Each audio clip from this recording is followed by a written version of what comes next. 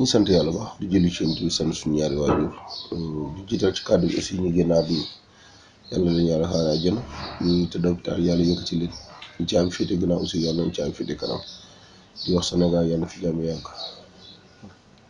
Sa Thiès kan mooy Sa Thiès tey bu ñu doon waxal kan mooy Sa Thiès enfance am nu mu demee enfant bu terrible loolu mooy kan mooy Sa Thiès.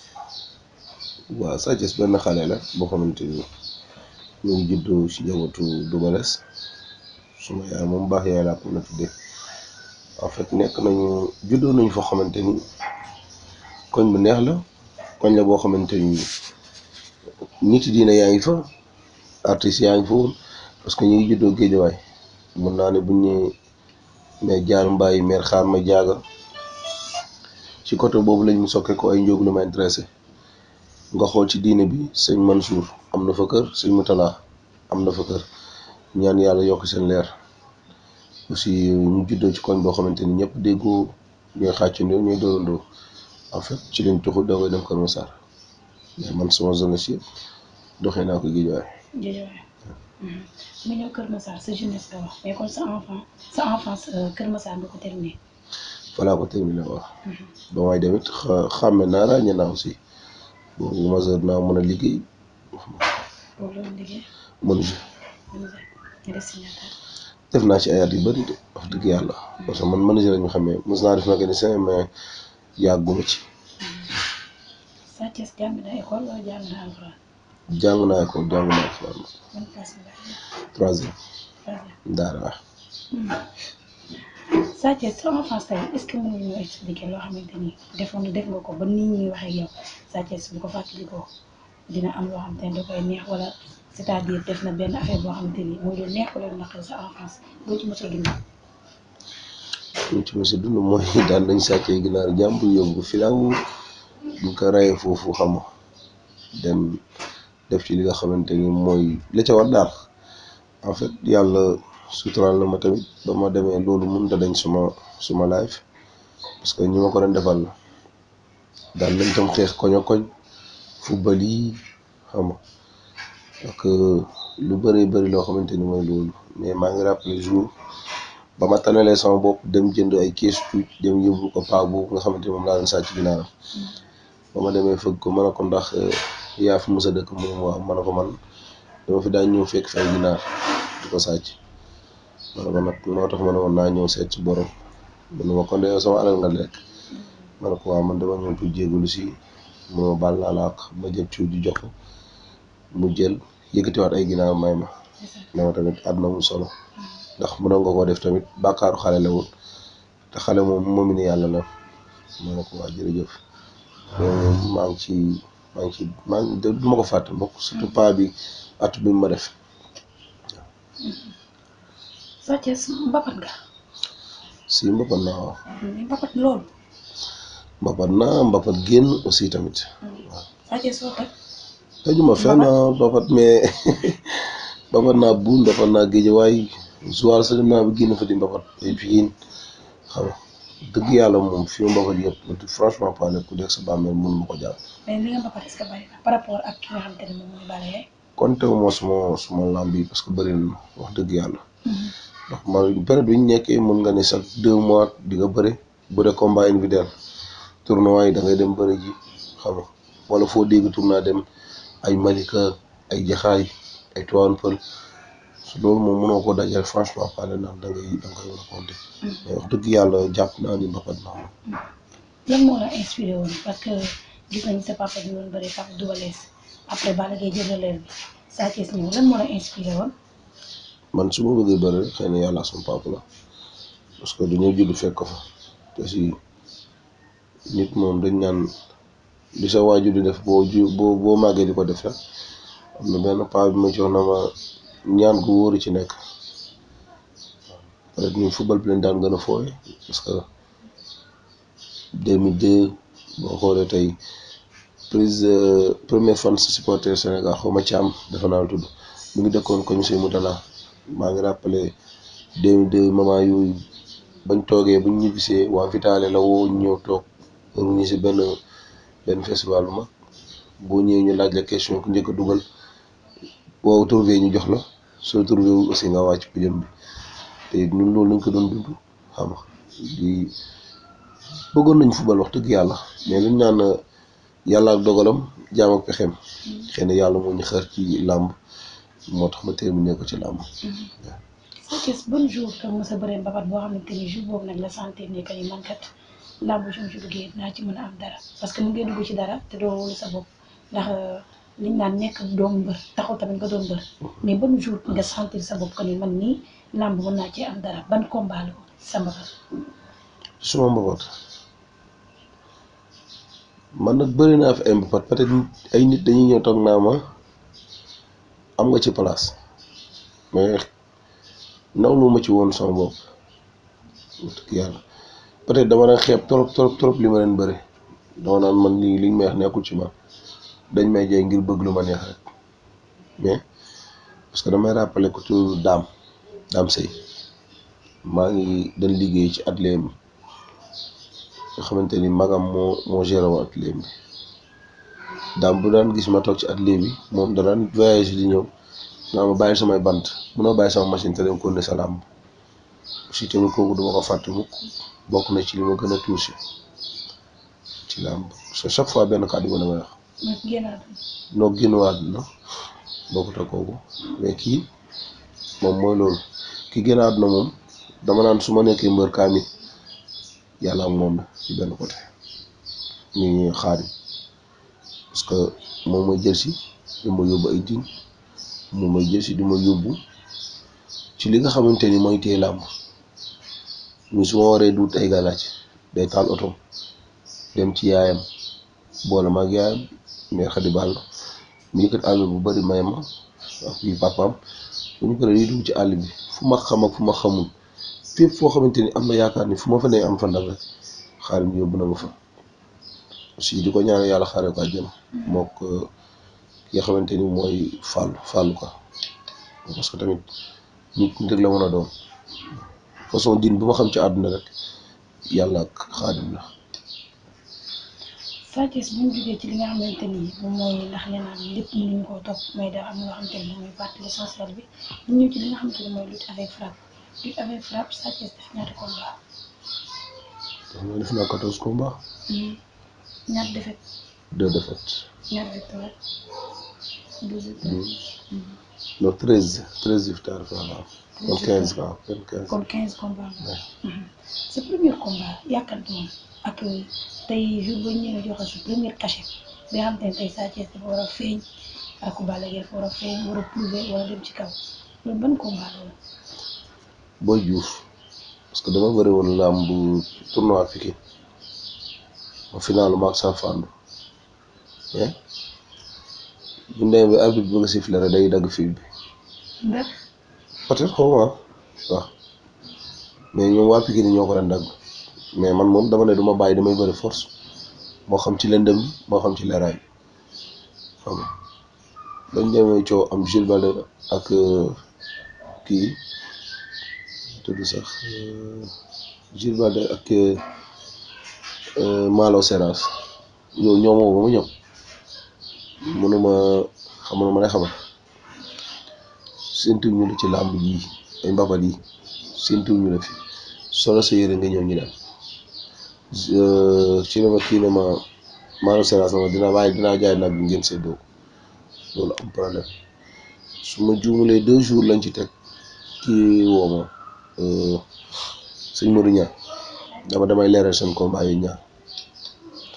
ok parce que ñu combat bi mi ngi taxawee dans 24 jours ma ne ok ñu teg ci 1 semaine mënuma combat bi waa ji dafa blessé ndax bëgg nga laaj Pythagore ma ne ko waaw baax na mënoon da nga ko xam ma ne ko dee ma xaw ma ko. boobu yëpp yaa ngi Kër Masar. boobu waaw sant lañ suñu kii. waaw école la bokk. waaw ñu toogaat ba affaire yi desaat ay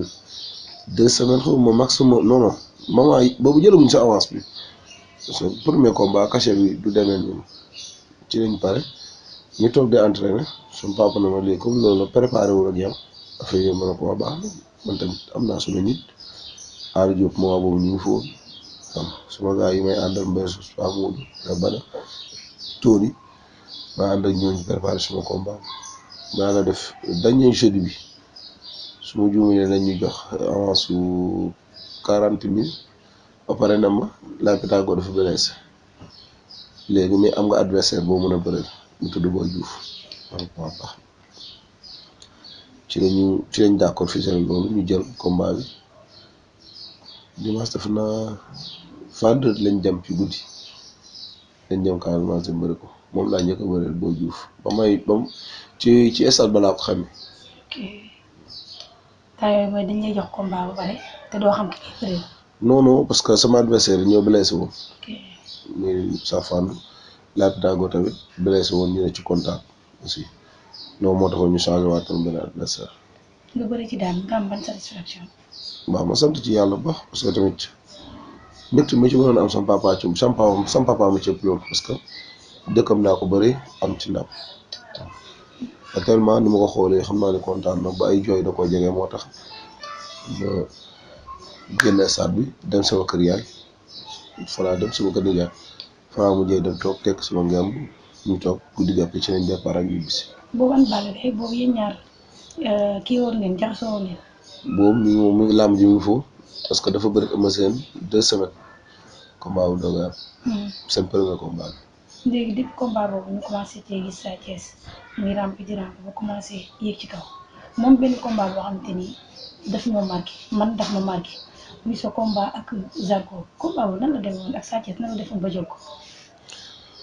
mooy xam nga làmb yoon saa day boole ñaari nit mooy boole woon na Balla Gaye ak Modou Lo yàlla may ci ndaw mais Zarko mu ngi woon ci dynamique bu baax ma nekkoon ci ma dynamique ba yàlla def làmb moo ñu boole du dara nag peut-être bu dee palmarès bu rafet su boobaa mun nañoo bañ a bëri mais Zarko dafa bëri coow ndax bëreem xadaram te lépp lu mu am fulla ak fayda moo ko may. mais combat boobu dafa amoon ampleur. trop sax. ampleur waaw parce que revanche la woon. waaw revanche la woon du jëm ci. mu war a jëlal Modou Lo waaw man tam moo waroon a prouver pour leeral yoon bi daal loolu donc loolu mais bëri woon na coow amoon na ampleur comme ni nga ko wax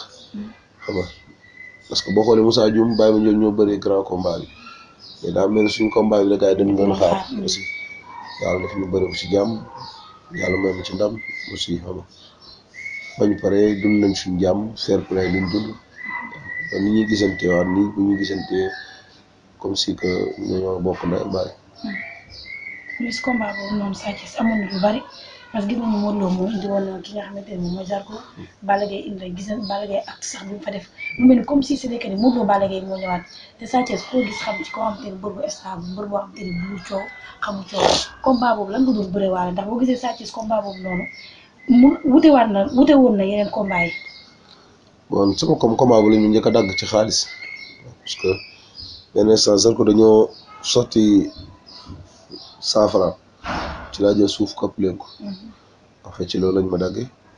mais li ma mën a wax mooy combat la boo xamante ni nekkoon na combat bu neex a neex bu nit ñi daan xaar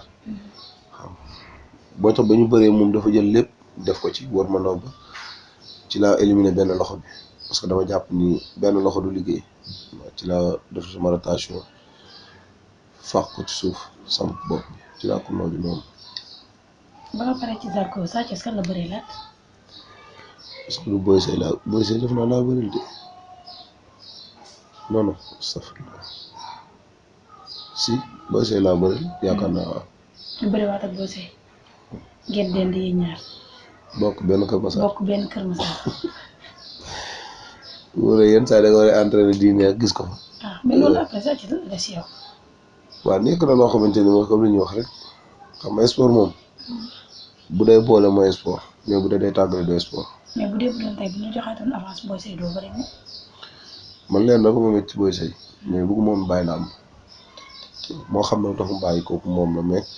wax dëgg yàlla moom bëgg moom bàyyi la am. ndax bu fekkee immigré moom moo dàq ci moom la. xaalis la am kenn mën ko naatable tukki. ndax. parce que ay weer ngay bëri safurlaa sax ay weer ngay liggéey am ay millions ci weer yooyu mën na la ko fay fi benn fan tey boo xoolee at bu nekk yaa ngi ci liggéey bi ci am sa 2 millions tey nga toog benn 3 mois 4 mois ñu fay la tey ñaata millions mun nga si defar sa business mun nga ci defar sa life teewul boobu dafa xeewi woon am na loo xamante ni avant moo dem daan am ba muy dem ci dynamique bu baax la demee dem ci dynamique yu bon de dafa teg lay victoire dafa daan kan Siteu daan Tidiane Faye ak kan waaw bu muy bàyyi ci victoire waaye ci victoire yu wóor la tegle mu dem kon dèjà ba mu méttee moom demul dafa toog muñ ko kon ba mu neexee woon na ko mën a toog muñ ko moom benn combat boo xam ne ñu koy nuyuwaale au passage Lac Rose sa xarit combat boo xam ne nekkoon tamit combat bu neex combat bu bari woon coow kàccoor bi kàccoor la natt yàlla la Lac Rose bu nekk sa waay ngeen bëri pare mu def benn acte bu rafet ne su ma doon wut xarit Sa Thiès laay def xarit Lac Rose dafa naan xëy na yàlla mooy boole doomu aadama Lac Rose suma nit la dafa bokk suñu famille parce que suñu deret da koo neex te gëm naa ne bu nekkoon écurie Fass ñooy bokk benn écurie foofu teg ci li ma wóor xam nit ki nag xam jikkoom ma ko gën waa d'accord moom naa moo tax ma ne la xam nit ki xam jikkoom ma ko gën xam naa jikkoom bu baax a baax te xam naa li xolam xam naa bu baax nit ku baax fu mu nekk da ngay rey ba bëgg a dee da ngay wax a mujj bi sa reetaanukaay sax mun na fa jeex ba démb li ñuy déggante du néew li ñu ba ñuy déggante sama nit la du ma ko nëbb sama nit la nit ku baax la wax dëgg yàlla dama ko ñaanal yàlla dafa ko carrière bu baax moom ak doom ndayam xam parce que tamit ci làmb la ñu am ci lañ mën a dund dañuy ciy taral suñu waajur jéem ci investir ñu pour suñu bopp dimbale aussi ñu tane parce que làmb li ko dund te yaakaar ko dafa bëri. nga bëri woon tamit benn combat boo xamante ni tamit bokkaat nañ tamit combat bu am coow muy sa diggante ak Talibou Bamba bi muy Siteu mu nekk combat boo xamante ni sax am na ñu bari mere woon nañ Sa Thiès ñëw warul jël Siteu Sa Thiès jël Siteu mais combat boobu ni Sa Thiès nan def ba jël ko ak dimension bi mu nekkoon ñëw jël Siteu bëri ak moom. ma jël woon Siteu peut-être au début yaakaaroon nañu maa ko jël mais sama papa moo ko jël sama papa ba muy jël Siteu xamul. mais boobu xaalis bi bari woon. xaalis bu bari man ci samay nawle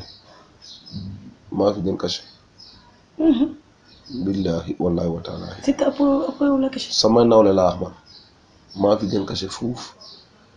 ba nii may tool ba fi ma toog ak yow maa leen caché fuuf mais problème du cas de xaalis bu bari problème de adversaire la problème de adversaire la. Siteu sa adversaire potentiel loolu. non bokk ci woon parce que moi boobu am na beneen adversaire buñ ma waxoon boo xamante ni moo gënoon Siteu junni yoon te combat boobu moo doon dàq fuuf te combat boobu bu kaa damay xas wala yooyu de déedéet ku dëgg rek a neex yàlla man combat anu woon na coow daa ci famille bi parce que man maa taxaw ne bëriwuma ak moom baana ne du bëriwul ak Siteu parce que boobu mu ñu fekk bi Paris Pati Mbaye moo amoon benn festival boo xamante ni maanaam dañ ko doon sargal foofu ñu invité woon ci man Balla Gaye Modou Lo Eumeu Sène Bombardier Gris Bordeaux ak Khadim suma jumlee ñu ñoo fa newoon mooy sama voyage ma gën a sonn ci Eumeu Sène ak Bombardier xam nga parce que fa la ma fekk man sax après bu ñu paree Bombardier ne ma da ngaa jël Siteu ma ne ko waa man de wóoruma waaw man gars yi ñoo ko ci internet bi man de dugg ma ci net bi da nga xam dafa nekk sax moom est-ce que doo woo sa papa nga laaj ko ba xam ma ne ko man de duma ko woo ndax xanaa bii jël combat dina ma ko wax mais après boo jël xam dañu pare man dama ne xaar du ma bëri mais après tamit.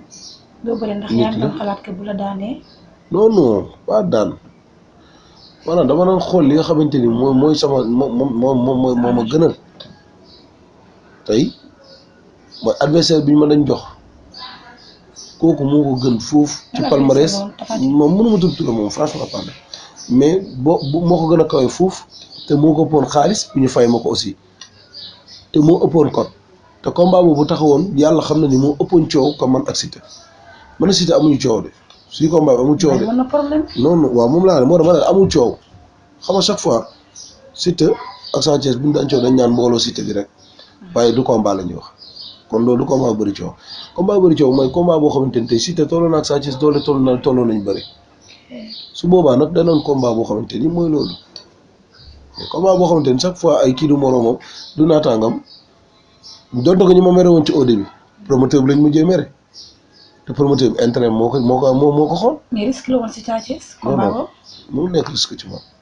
ndax la. parce que man du doole du bëri bi non non xam nga ki def soog sa baaraam damm say baaraam damm sa faar damm nga dem bëree ko dem daan ci yàlla la neex. moo tax man la risque la woon si Sa Thiès. non non du risque man soog bi ma def sama soog la du cadre de lamb bi man dama demoon entraînement pare ñu dugg ci benn rond point oto bi nag ku ne man ci kanam sax laa génne doo ma gëm barke alxuraan ci lañ pare ak ñett ponkal yoo xam ne ñu ngi sama ginnaaw mi seeni njaga doole ak karfat bañ pare ñoom ñett ñoom dañuy dem hôpital man bañ pare sama baaraam moo damm ak sama faar man nag bu man sama tànk dana damm mais ba ma jógee taxaw xool dara jotuma ci laa xëcc bu porte bi sama porte bi contre sama gémmiñ gi toj. ci laa pare mu wóor la yow bu doon risque la bu doon risque la da ngay jël combat bi teg ko ne mais ñàkk doon risque moo tax ma dem daa bëri parce que koo xamante ne xooloo ko ci doole xooloo ko ci bëri franchement parler kooku moom doon dara ci dara. mais est-ce que xam nga ne Siteu tey bu daanoon Sa Thiès ko dem ci Balla Gaye la jëm. mënoon na dem sax ci roi des arènes franchement parler parce que moom lu ma am mérité woon na ko lu ma am mérité woon na ko xale la mi ngi ci yoon. yàlla ko yàlla jàppale. comme ni ñuy jàppalee nawle parce que làmb la yaakaar aussi. nga daan Siteu nees nga bëree nees ne uti ko mu sa ginnaaw da ngaa daan rakkal. mu ñëw na day jël revanche combat bu mën nañu wax ne bu nekk combat bu gën a yomb si Sa Thiès. yombut de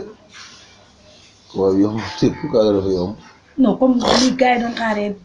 lamb ji dafa gaaw quoi dafa rapide quoi. mais ku ne xam ne nee Sa Thiès combat bu gaaw lay doon. parce que ñaari attaquant lañ du dëgg tey jii mun na ni ñees du xaar Sa Thiès ci dara te du ko may dara. ah moo tax man la dafa comme dafa Sa Thiès ne du ko xaar ci dara du ko may ci dara mun naa ni làmb la woon boo xamante ni dafa dañ jël rawaasam pour rakam loolu bëri nañu ma xam ne kii xeex bi lay andi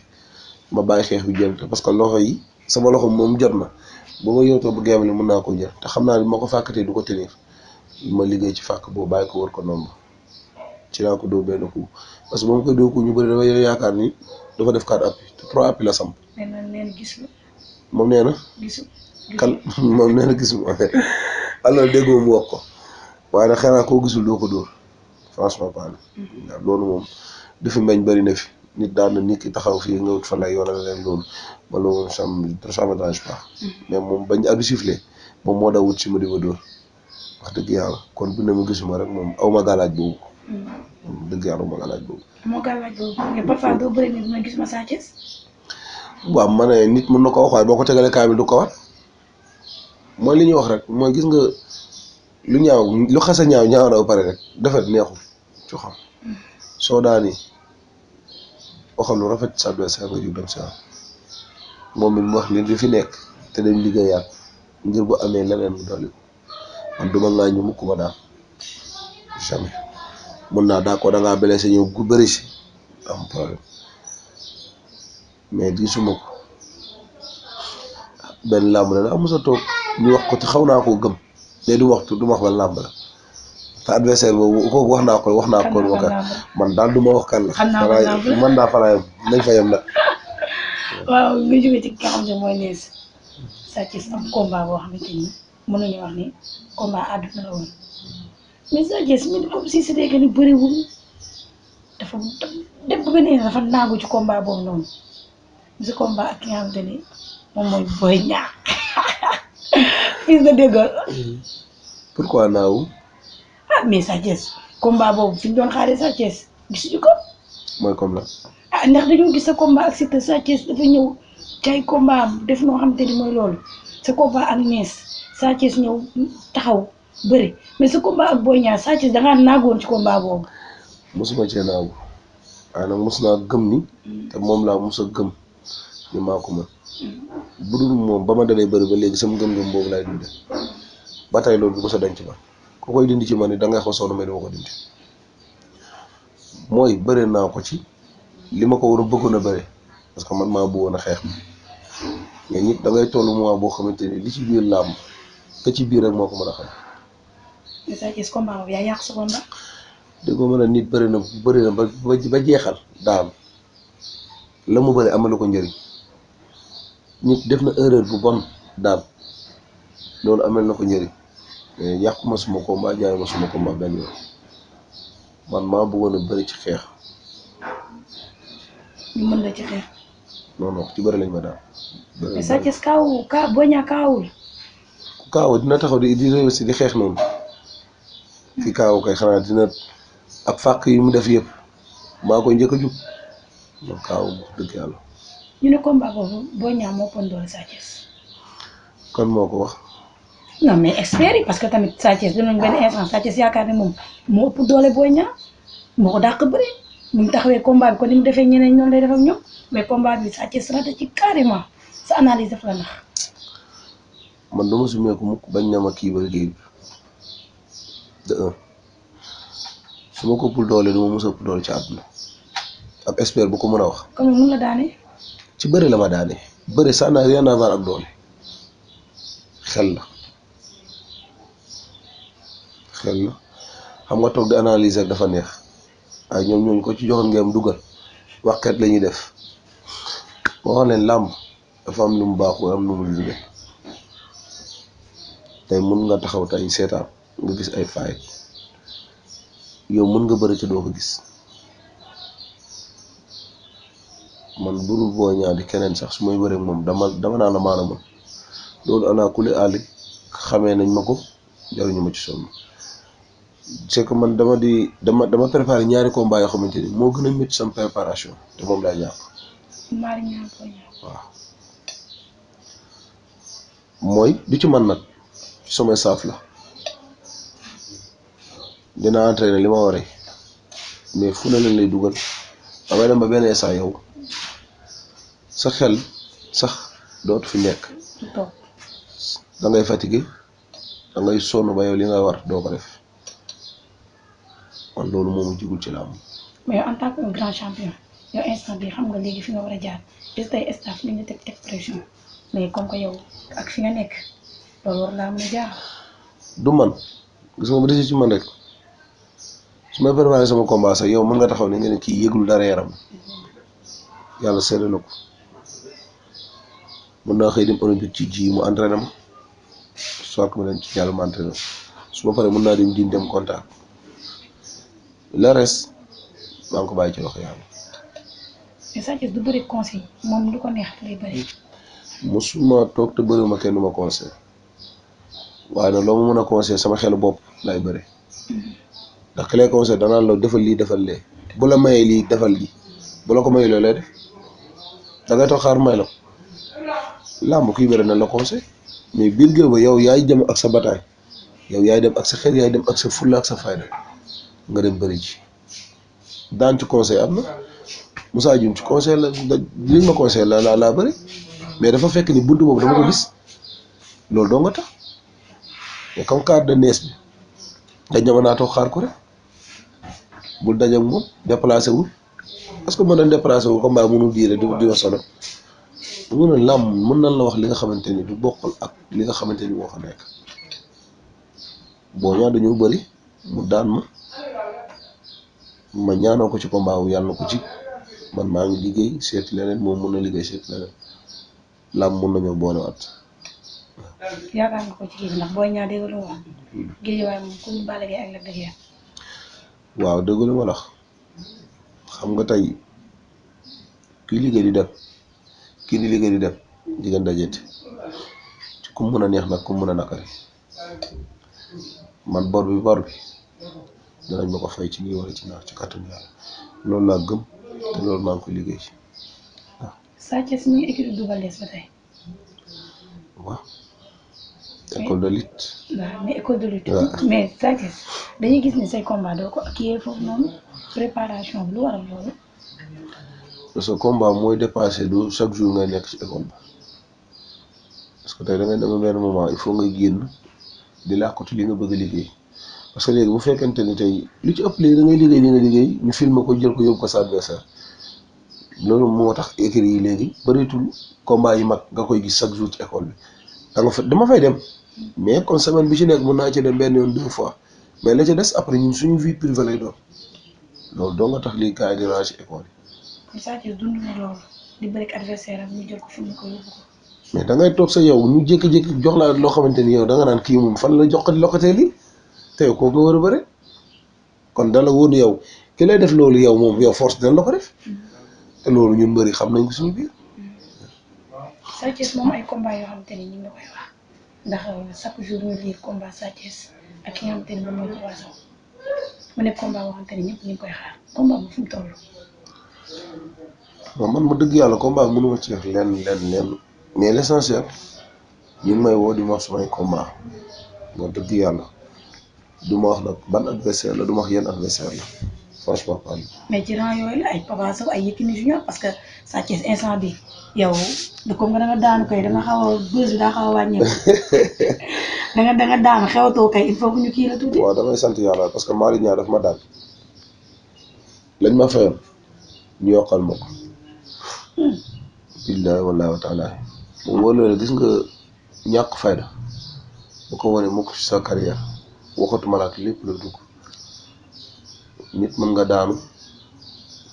parce que loolu dama cee nawloo comme Mike Tyson man duma perte sama kase mukk waxuma ko ngir dara nag mais sama fulla ak sama fayda ak li ma yàlla booleel moo ma ko may ndax ba ma daanoon ci semaine boobu noonu rek mënoon naa ci jël combat mais nag dafa laaj nga dem toog xoolaat sa bopp xoolaat li la yàqal xool li la daan xoolaat li nga xamante ni yow mooy faible bi wala xool li nga xamante ni tey moom moo la xañ sa ndam boo ci génnee ci yàlla parce que jaam yàlla la am ak yonent bi ak sa waajur lu ci des danga koy sababu loolu laay xool a pare mais wax dëgg yàlla bu dee combat rek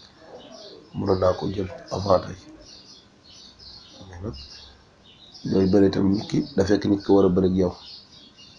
bëri nañ nekk Sa Thiès Papa Sow Sa Thiès Yékini Junior desant que kuñ ci mën a kuñ ci laa mën a booleel dinañ bëri ak yow suñuy naataangoo nag laa wax